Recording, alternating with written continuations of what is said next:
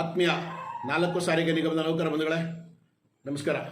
ಬಂಧುಗಳೇ, ನಿನ್ನೆ ನನ್ನ ಬರ್ತ್ಡೇ ಇತ್ತು, ಅಂದರೆ ಜನ್ಮದಿನ, 54ನೇ ವರ್ಷದ ಜನ್ಮದಿನ.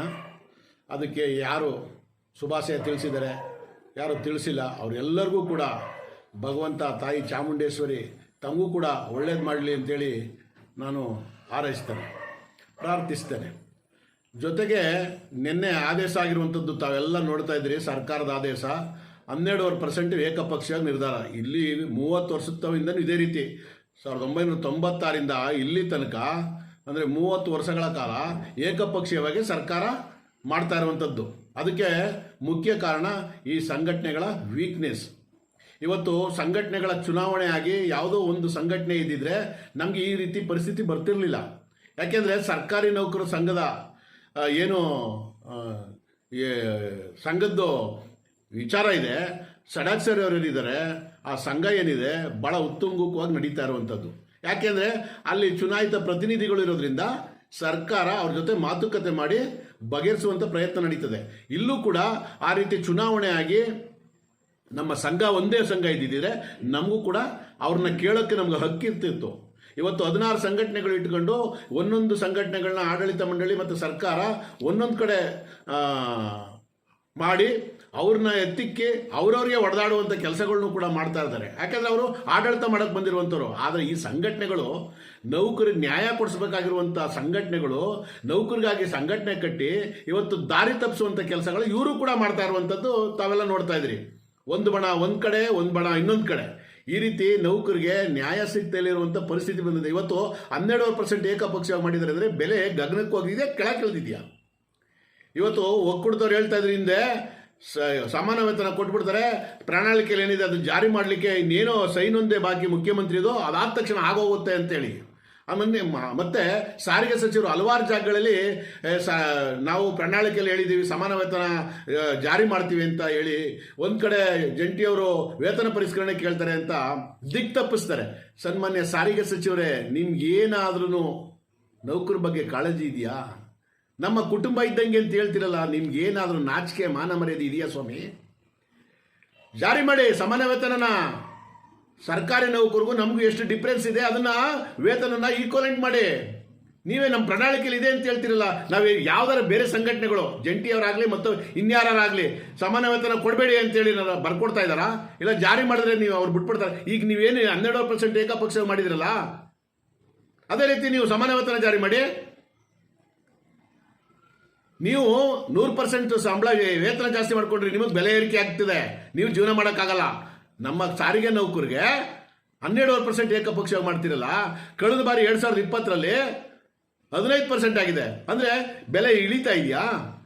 ಅನಾವಶ್ಯಕವಾಗಿ ಸರ್ಕಾರ ಮಾಡಿರುವಂಥ ಇದನ್ನ ಖಂಡಿಸಿ ಏನು ಒಕ್ಕೂಟ ಮತ್ತು ಜಂಟಿ ಏನೇನಿದ್ದೀರಿ, ನಾನು ಇಬ್ಬರು ಸಂಘಟನೆಗಳಿಗೂ ನಾನು ಏನು ಹೇಳ್ತಾ ಇದ್ದೀನಿ, ಏನು 20ನೇ ತಾರೀಕು ಏನು ಕರೆ ಕೊಟ್ಟಿದ್ದೀರಿ ಅದನ್ನು ಮುಂದುವರಿಸಿ ನೌಕರಿಗೆ ನ್ಯಾಯ ಕೊಡಿಸುವಂಥದ್ದು ಕೆಲಸ ಆಗಬೇಕು. ಯಾಕೆಂದರೆ ಮಾನ್ಯ ರಾಹುಲ್ ಗಾಂಧಿ ಅವರು ಕರ್ನಾಟಕಕ್ಕೆ ಬರ್ತಾ ಇರುವಂಥದ್ದು 19ನೇ ತಾರೀಕು. ಇದು ನಮಗೆ ಒಳ್ಳೆ ಸದಾವಕಾಶ.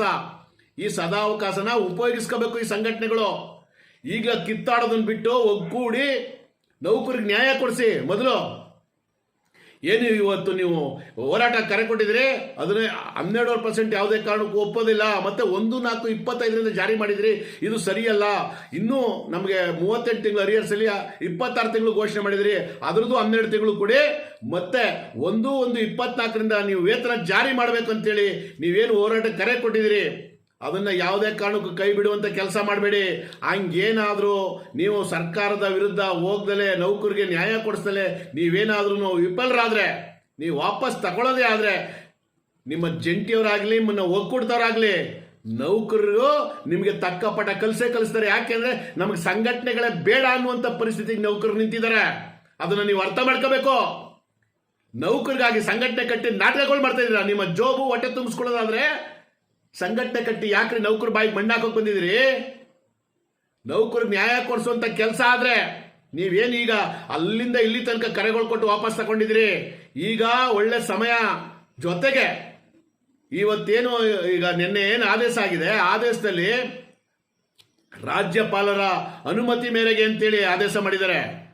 ಈ ಅಗ್ರಿಮೆಂಟ್ ಇವತ್ತಿನವರೆಗೂ ಸಾರಿಗೆ ಕಾರ್ಯದರ್ಶಿಯವರು ಆರ್ಡರ್ ಮಾಡ್ತಿದ್ದಂಥದ್ದು ಈಗ ರಾಜ್ಯಪಾಲರ ಅನುಮತಿ ಮೇರೆಗೆ ಅಂತ ಹೇಳಿ ಸೇರಿಸಿದರೆ ಇದರಲ್ಲೂ ಒಂದು ಗುಮಾನಿ ಏನಪ್ಪಾ ಅಂತಂದ್ರೆ ನಾನು ಈಗೇನು ದೂರುಗಳು ಕೊಟ್ಟಿದ್ದೆ ಆ ದೂರಿನ ಅನ್ವಯ ರಾಜ್ಯ ಸರ್ಕಾರದ ಜೊತೆ ಚರ್ಚೆ ಮಾಡಿ ಇದು ಜಾರಿ ಆಗಿರುವಂಥದ್ದು ಅಂತ ಹೇಳಿ ಮೇಲ್ನೋಟಕ್ಕೆ ಕಂಡು ಬರ್ತಾ ಇರುವಂಥದ್ದು. ಅಂದ್ರೆ ನಾನು ಮಾನ್ಯ ಪ್ರಧಾನಮಂತ್ರಿಗಳು ಕೊಟ್ಟಿದ್ದೆ, ಮಾನ್ಯ ರಾಷ್ಟ್ರಪತಿಯವರು ಕೊಟ್ಟಿದ್ದೆ, ಮಾನ್ಯ ರಾಜ್ಯಪಾಲರು ಕೊಟ್ಟಿದ್ದು, ಜೊತೆಗೆ ಏನು ಸಭಾಪತಿ ಅಧ್ಯಕ್ಷರು ಕೂಡ ಕೊಟ್ಟಿದ್ದಂಥದ್ದು. ಈ ವಿಚಾರವಾಗಿ ನಾನು ಕಂಪ್ಲೇಂಟ್ ಲಾಡ್ಜ್ ಮಾಡಬೇಕು, ನ್ಯಾಯಾಲಯದಲ್ಲಿ ದೂರು ಕೊಡಬೇಕು ಅಂತೇಳಿ ನಿಂತಿರುವಂಥದ್ದು. ಈಗಲೂ ಕೂಡ ನಾನು ಬಿಡಲ್ಲ. ಸಂಘಟನೆಗಳು ನೀವೇನಾದ್ರು ವಿಫಲರಾದ್ರೆ, ನೌಕರಿ ನ್ಯಾಯ ಕೊಡಿಸ್ಲಿಲ್ಲ, ಅದನ್ನ ನೀವು ಒಪ್ಕೊಳ್ಳೋದಾದ್ರೆ ನೀವು ಒಳ ಒಪ್ಪಂದ ಮಾಡ್ಕೊಂಡಿದ್ರಿ ಜಂಟಿಯವರು ಮತ್ತೆ ಒಕ್ಕೂಟದವರು ಅಂತಾನೆ ನಾವು ನೌಕರು ತೀರ್ಮಾನ ಮಾಡಬೇಕಾಗುತ್ತೆ, ಭಾವಿಸ್ಬೇಕಾಗುತ್ತೆ. ಆದ್ರಿಂದ ನಾನು ಖಡಕ್ ಆಗಿ ಹೇಳ್ತಾ ಇರುವಂತದ್ದು, ಈ ಒಕ್ಕೂಟ ಆಗಲಿ ಜಂಟಿಯವರಾಗ್ಲಿ ಎರಡು ಸಂಘಟನೆ ಎರಡು ಬಣಕ್ಕೆ ನಾನು ಖಡಕ್ ವಾರ್ನಿಂಗ್ ನೌಕರ ಪರವಾಗಿ ನಾನು ಕೊಡ್ತಾ ಇರೋದಂಥದ್ದು ಏನು ಅಂದ್ರೆ, ನೌಕರಿಗೆ ನ್ಯಾಯ ಕೊಡಿಸ್ಬೇಕಾದ್ರೆ 1/1/24 ವೇತನ ಜಾಸ್ತಿ ಆಗಬೇಕು, ಮತ್ತೆ 12% ಯಾವುದೇ ಕಾರಣಕ್ಕೂ ನಾವು ಒಪ್ಪಲ್ಲ ಅಂತೇಳಿ ನಮಗೆ 15% ಹಿಂದೆ ಕೊಟ್ಟಿದ್ದಂಥದ್ದು. ಅದರಿಂದ ನೀವು 25% ಏನಿದೆ ಅದು ಪಟ್ಟ ಹಿಡಿದು ಈ ಸಲ ನ್ಯಾಯ ಕೊಡಿಸಿ. ಮುಂದಿನ ದಿನಮಾನಗಳಲ್ಲಿ 28ಕ್ಕೆ ಏನ್ ಮಾಡ್ಬೇಕು ಅದನ್ನ ನಾನು ಖಂಡಿತ ನೌಕರ ನೇತೃತ್ವ ಕೊಟ್ಟು ನಾವು ಮಾಡೋದು ಏನೇನು ಮಾಡಬೇಕು, ನ್ಯಾಯಾಲಯದಲ್ಲಿ ಏನೇನು ನಾನು ಕಂಪ್ಲೇಂಟ್ ಲಾಡ್ಜ್ ಮಾಡಬೇಕು, ಕಟ್ಕಟ್ಟಾಗಿ ನಿಲ್ಲಿಸಬೇಕು, ಅದನ್ನ ನಾನು ಮಾಡ್ತೇನೆ ಅಂತೇಳಿ ನನ್ನ ಮಾತಾ ಇಲ್ಲಿಗೆ ಮುಕ್ತಾಯ ಮಾಡ್ತೇನೆ. ನಮಸ್ಕಾರ ಬಂಧುಗಳೇ. ಜೈ ಹಿಂದ್, ಜೈ ಕರ್ನಾಟಕ. ಮತ್ತೆ